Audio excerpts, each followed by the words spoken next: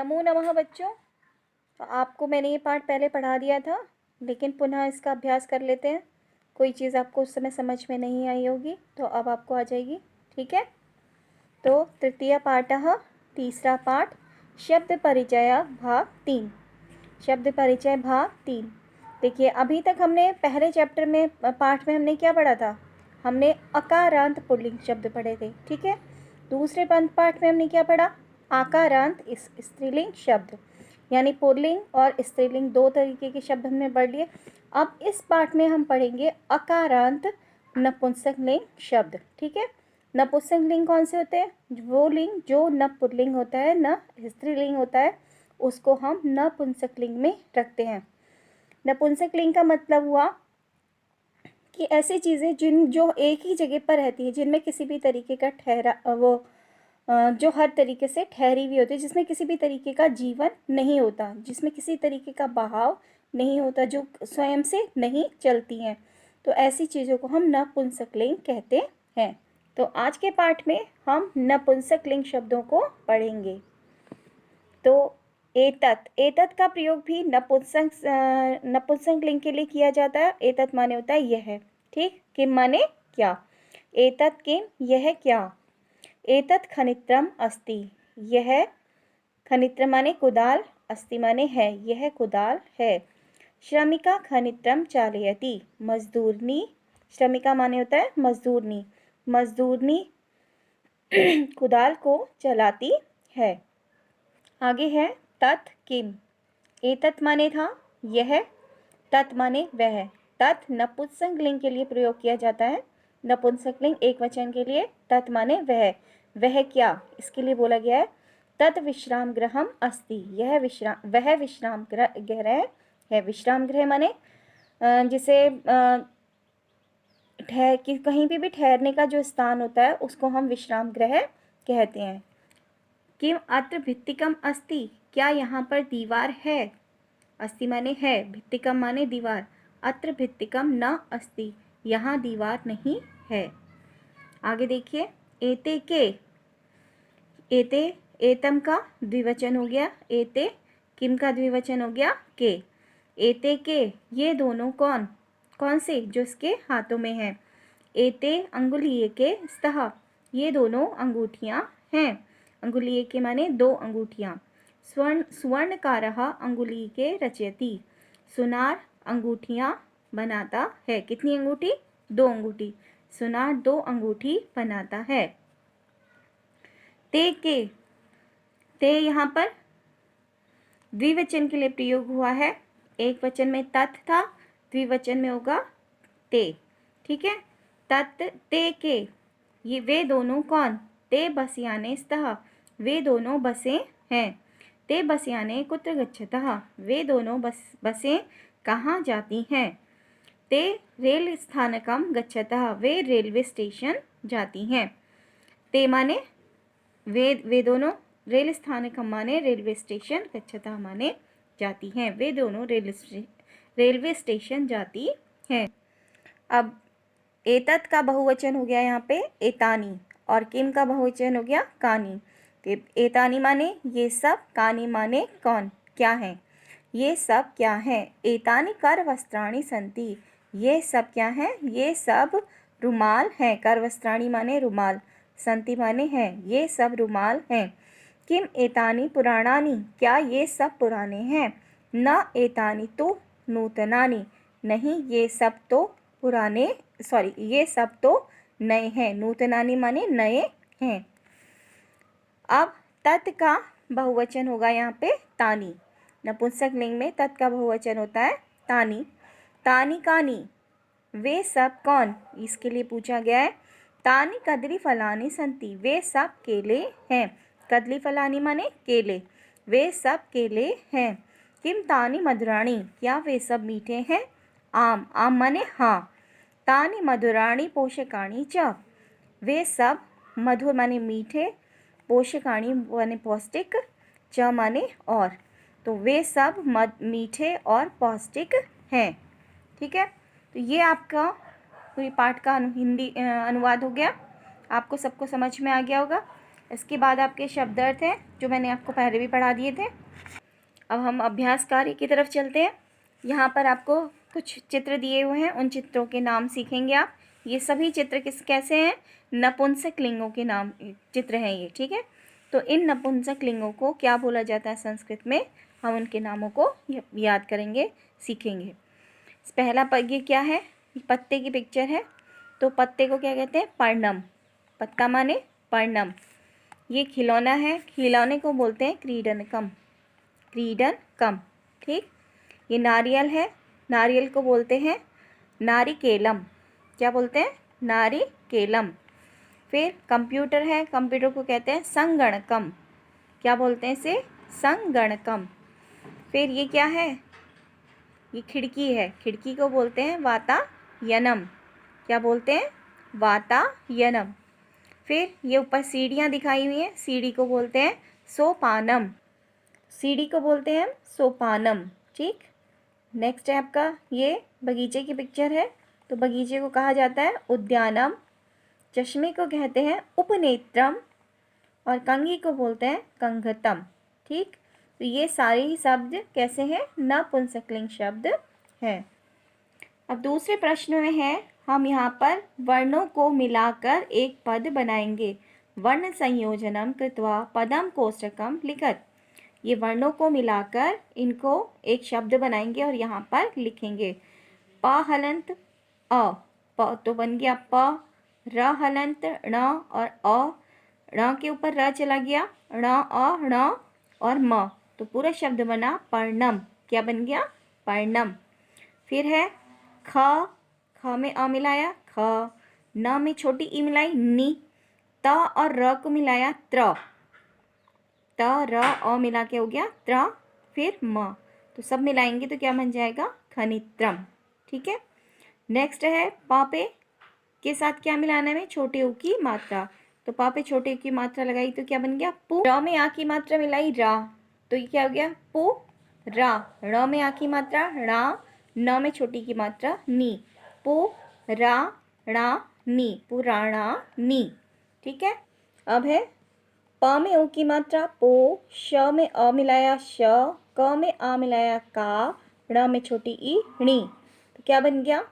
पो श का णी, तो पूरा शब्द हो गया पोषकाणी, ठीक है। नेक्स्ट क में अ मिलाया क और अंग, तो कंग हो गया क अ, क त अ त म, क्या बन गया? ये कंकतम।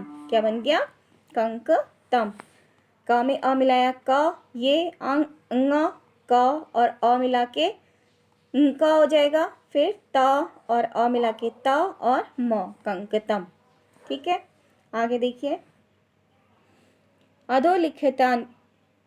अधोलिखिता नाम पदानाम वर्ण विच्छेदम कुरुत। अभी जिस तरीके से हमने वर्णों को जोड़कर पद बनाया है, शब्द बनाया है, उसी तरीके से हम यहाँ पर पदों को तोड़कर वापस वर्णों में बदलेंगे, ठीक है।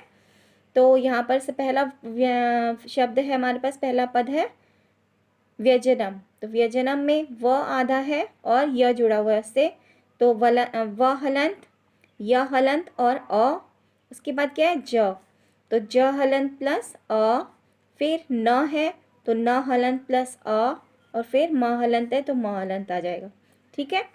अब है पुस्तकम, तो प में क्या जुड़ा हुआ है? छोटे ऊ की मात्रा, तो प हलंत प्लस ऊ, फिर आधा स है और त है, तो स हलंत प्लस त हलंत प्लस अ, ये मिला के बन गया स्त। फिर क हलंत प्लस अ और म हलंत है तो म हलंत का ऐसे ही आ जाएगा, उसमें कोई भी वर्ण स्वर नहीं जुड़ा हुआ है, ठीक है। फिर है भित्तिकम, तो भ में क्या जुड़ा हुआ है? छोटी की मात्रा, तो भ प्लस ई हो गया। त में क्या क्या जुड़ा हुआ है? आधा त, पूरा त और छोटी ई। फिर क में क्या जुड़ा हुआ है? क में कोई भी मात्रा नहीं है, तो उसके साथ कौन सी मात्रा आ जाएगी? अ की, तो क हलंत अ, फिर म हलंत, ठीक है। तो ये बन जाएगा भित्तिकम के का वर्ण विच्छेद है ये। अगला शब्द है नूतनानी। नूतनानी में न पे कौन सी मात्रा है? बड़े ऊ की, तो न प्लस बड़ा ऊ, त हलंत प्लस त में क्या है, कोई मात्रा नहीं है तो अ का स्वर आ जाएगा। न में कौन सी मात्रा है, आ की, तो न हलंत प्लस आ।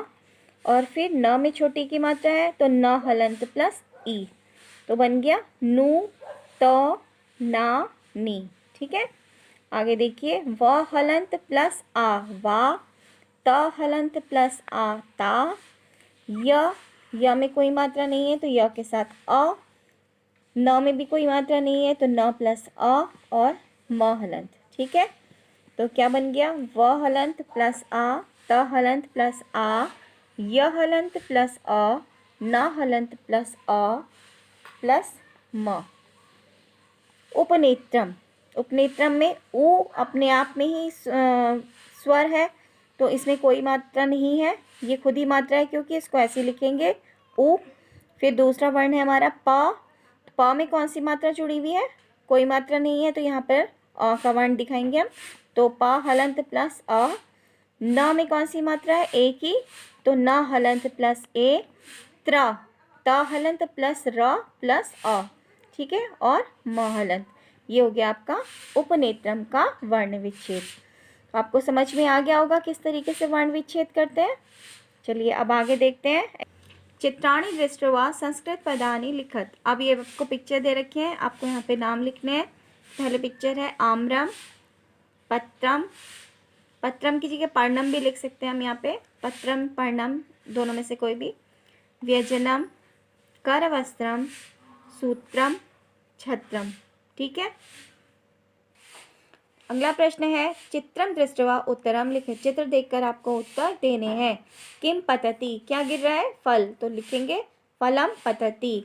मयूरौ किम कुरुतः, ये कितने मोर हैं, दो। ठीक है, तो दो मोर के लिए क्या है, मयूरौ, ये एक वचन था, ये द्विवचन है। मयूरौ किम कुरुतः, दो मोर क्या करते हैं, मयूरौ नृत्यतः, दो मोर नाचते हैं।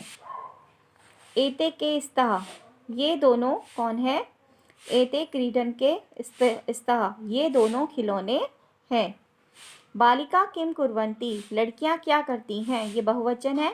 बालिकाः पठन्ति, लेकिन ये स्त्रीलिंग शब्द है यहाँ पर। कानि विकसन्ति, पुष्पाणि विकसन्ति, फूलों के लिए बोला गया है, पुष्पाणि विकसन्ति। ठीक, नेक्स्ट अगला प्रश्न है आपका, निर्देशानुसारम वाक्यानि रचयत। ये आपको वाक्य दिए हैं और यहाँ पर आपको निर्देश दिया है कि इन वाक्यों को इस निर्देश के अनुसार बदलकर यहाँ पर लिखना है। ठीक है, तो पहला है एतत् पतति। एतत् माने यह, पतति माने गिरता है, यह गिरता है। इसको बहुवचन में बदलना है, तो एतत् का बहुवचन हो जाएगा एतानि और पतति का पतन्ति। एतानि पतन्ति, ये सब गिरते हैं। दूसरा है एते पढ़ने स्तः।